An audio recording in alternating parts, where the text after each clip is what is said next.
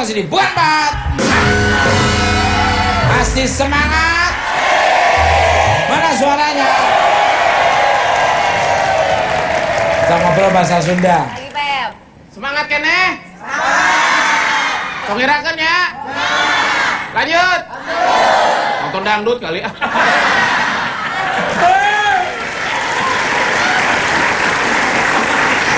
Balik. Lanjut pertanyaan yang tadi. Jadi apa sih yang membuat dirimu memutuskan untuk terjun ke bisnis kuliner rendang? Secara dirimu kan asli dari Medan. Monggo. Ya.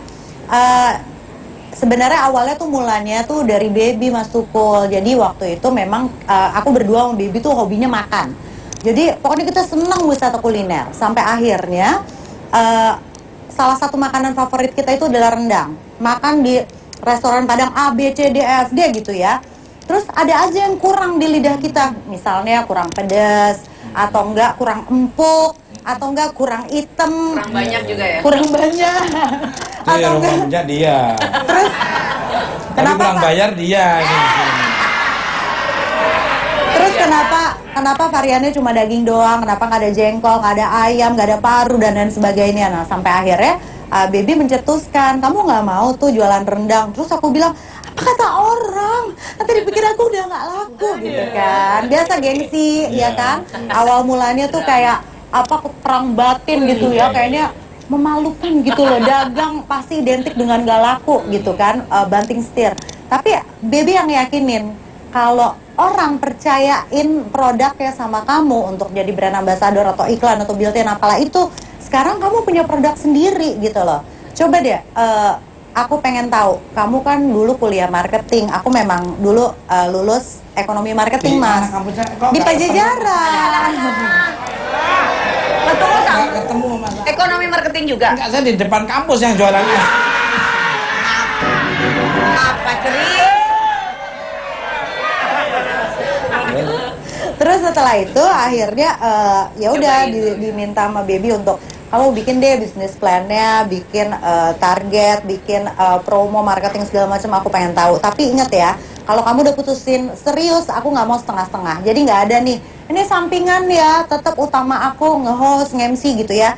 Nggak ada, aku pengen kamu fokus sampai ini running gitu. Gak beda jauh dengan istri saya. Selalu pikirannya tuh hidup terus ya. Ini alhamdulillah buka cabang las juga. Mas, aku boleh nanya nggak? Boleh. Buat Mbak Mesya sama Mas Agung ya kan ini kalau Mbak Mesya lebih ke orderan ya, maksudnya via online gitu. Kalau Mas Agung kan memang punya store tempat, berarti kan artinya kalau Mbak Mesya sesuai orderan. Kalau Mas Agung memang ada nggak ada pelanggan tetap buka. Itu punya kelebihan dan kekurangannya masing-masing tuh di apa? Pertanyaannya Kan penasaran Mas untuk yang biasanya Pepi yang punya pertanyaan kayak gitu. Cuma duluan kamu sekarang luar biasa. Fast thinking, quick-thinkingnya Coba sekali-kali dong. Iya. Mau silakan dijawab ini baksonya nih. Ini bukan yang jualan bakso. Ayam-ayaman SD yang warna-warni. Yang warna-warni, Mas. Oh, yang ditiup itu, yang dikempos itu gitu. Ayam-ayam SD. Monggo silakan dari Mas Agung dulu. Kalau dari aku kan langsung berhadapan dengan masyarakat, berarti yang pertama adalah kualitas dagingnya, terus kenikmatannya juga. Bahkan aku saking concernnya sama daging itu, dagingnya benar-benar segar banget. Bahkan sapi jalan saya potong. Itu tanpa freezer maksudnya. Kenapa nggak ditawar dulu harganya, apa dipotong? Ya, nanti kalau udah dipotong baru ditawar berapa, barusan saya potong. Berarti lu jangan lewat-lewat.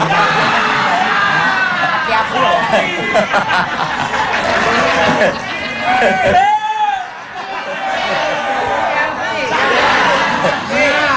Terima kasih. Ya, jadi seperti itu Mas Agus. Ketawain, Pep. Lagian kalau dia dipotong mah nggak enak, Mas. Alot dagingnya.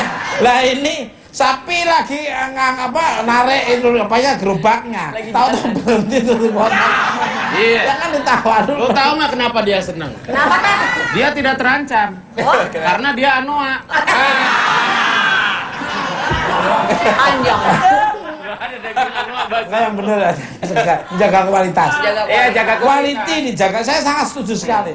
Jadi kalau emang kualitasnya baik, terus juga rasanya bagus, orang itu bakal datang sendiri ke tempat saya. Luar. Tadi Tapi kalau cerita juga berapa income-nya sebulan katanya pendapatannya? ya kalau di dua stand tempat. itu antara 300 sampai 350. Wow. Kembali ke laptop.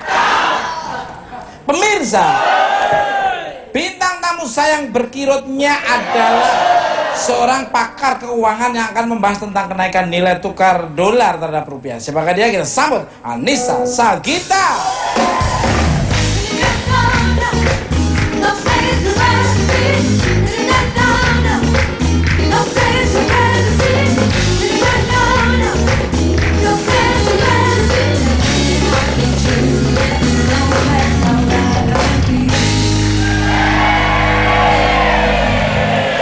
Oke, Mbak. Subhanallah. Subhanallah.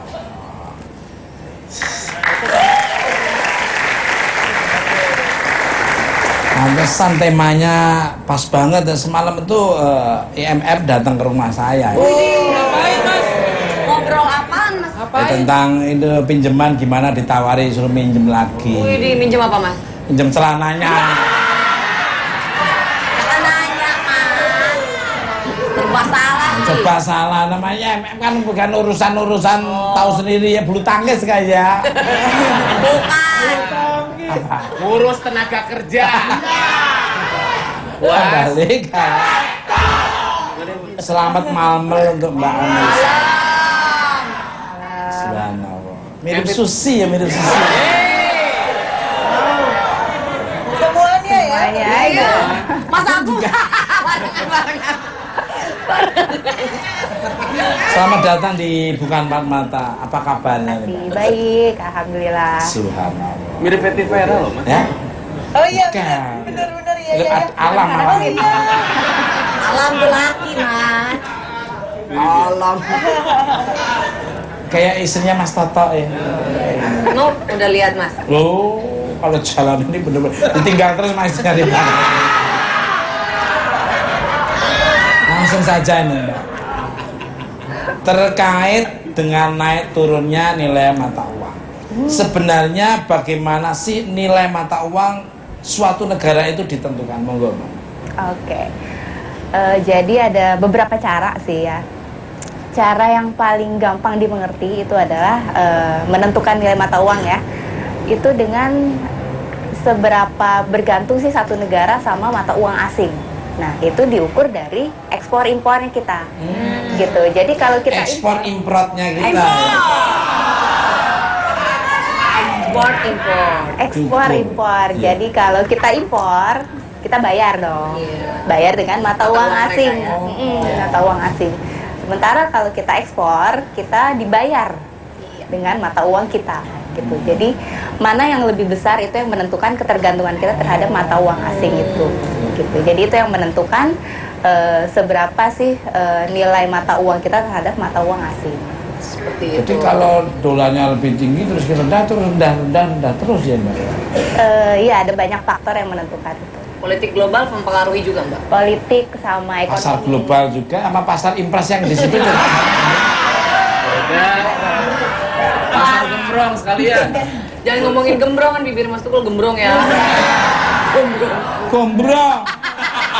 Celananya gombrong, bibirnya gombrong. Alias bibir cutbre.